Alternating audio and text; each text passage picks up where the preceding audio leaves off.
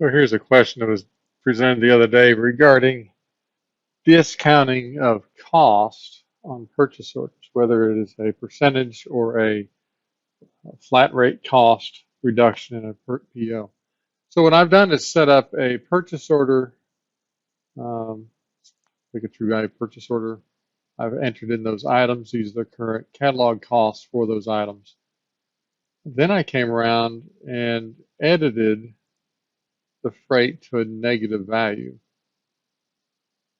So in essence, as I receive this product, I have a credit sitting here. I get to apply that invoice, that purchase order. But also what I want to be able to do is reduce the order cost per line when it hits inventory. So let's go see what we find out here. So let's save this, and we're going to make a note of 128 and 131. Let me shoot the screen of this.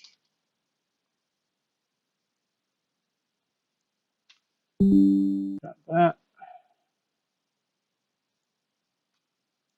So we're going to save this. This may yell at me because it's a communicating vendor, but I'll get around that. Receive PO. That's the PO I want. And I'm going to bring this in. Receive it in full. And see my freight is being distributed across.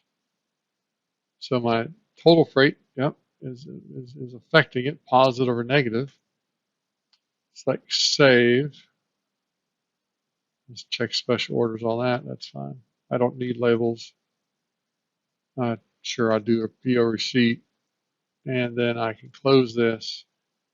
That if I go back to that PO, I don't see any POs. Well, why is that? Because it's been closed. There's the PO and order cost. Yeah, so now let's go into inventory. And what we're going to do is look up those items. So it's the 706913.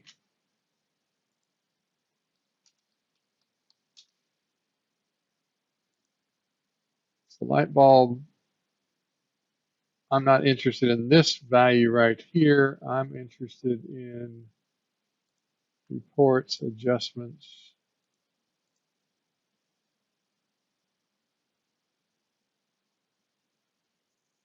So I purchased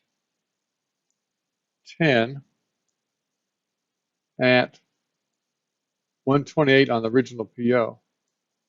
This shows a cost of 94 cents as the received cost on this date here.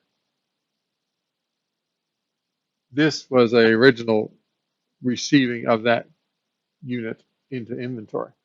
Let's do quick math on this to make sure we got it right. So the little worksheet to the left-hand side has this 706913 item, which is the light bulb in front of us. We originally bought in this recent PO, we brought in 10 units at 128, and then we have a discount going on of $5 for that entire purchase order. So we should see a $9.49 total cost and a 94-cent cost of that item as it's brought into inventory. Now, let's go look at what is the new average weighted cost of this. On that original average weighted cost that was pulled in and during the import, we were shown 54 cents. Then we have a 94 cent. So that reflects to this value down here that we originally had 4, which that indicates here at 54 cents, total cost of 216. 10 more come in at 94, which is this discounted PO relationship we're just talking about, coming up with a total of 1165. Dividing that out gets to an 83 cent per unit average weighted cost. So if we go out of here and go look in the general tab, we'll see there's our 83 cent cost. So it appears that we're going to be able to address that desire to discount a PO. We're stuffing that credit into a freight field at the moment. We can separate to a separate discount field. So you can add cost to average weighted items with that freight handling, and let's probably stick a additional discount field that is then averaged across that entire purchase order. And if you did partial receiving, it also is aware of that partial receiving activity and continues to distribute the remaining balance against the unreceived product. Thank you.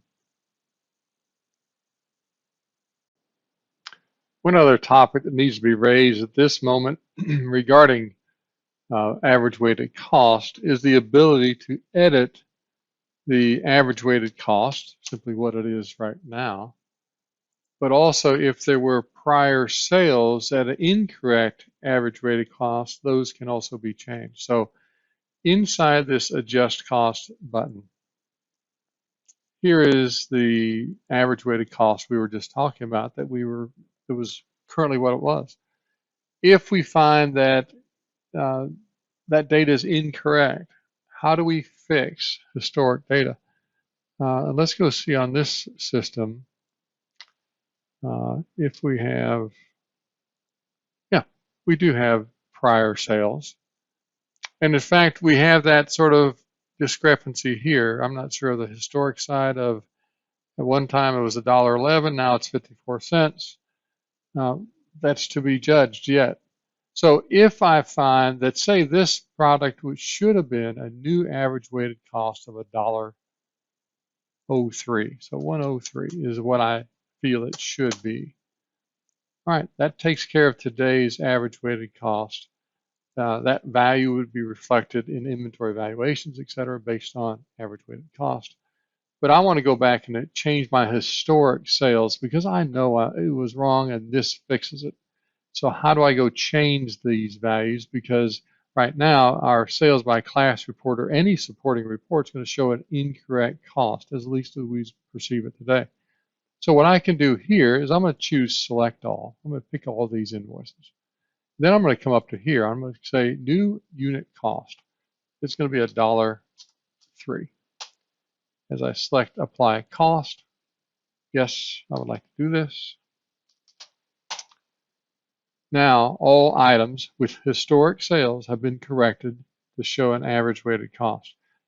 This does have an effect on GL, so it will affect the cost of goods sold. But also when you go back and run any of your supporting reports that show a profit, cost, etc., it will now be utilizing this new value of $1.03. Thank you.